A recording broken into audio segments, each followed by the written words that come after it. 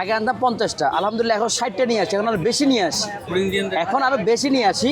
এখন সময়টা একটু বেশি লাগে, তবে এখন অনেক ভালো। কীরকম ভালো? এখন টোকনও লাগে না, আস্তে আস্তে মানুষজন আসতেছে, খাচ্ছে, টাকার হিসাব আছে। জানেন একটা শুক্রবারে আমার 17,000 টাকা নাই, 17,000 টাকা। আমি ধরেন হচ্ছে ওই শুক্রবারে আমি 50টা কেক নিয়ে আসছি, মানে অলমোস্ট 40,000 টাকার কেক। 40,000 টাকার কেক যদি আমি আনি, যদি এর থেকে যদি 17,000 টাকায় না থাকে, তাহলে আমার 100 টাকা ব্যবসার পুঁজি চালান কিছু আছে? কিছুই নাই, সব নিয়ে গেছে।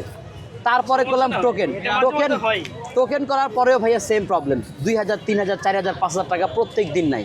বাট এখন এমন এক সিচুয়েশন আসছে, প্রশাসন আমাদেরকে এত সুন্দর একটা ডিসিপ্লিন করে দিছে যে এখন হচ্ছে গিয়ে মানুষজন আস্তে আস্তে আসতেছে, খাচ্ছে। আমার প্রত্যেক দিন যে কেকগুলো নিয়ে আসতেছে, আমি কোনো দিন এখন পর্যন্ত ভাইরাল হওয়ার পর থেকে, ভাইরাল হওয়ার আগেও আমি কখনো কোনো কেক আমার ফেরত নেওয়া লাগতো না বাসায়।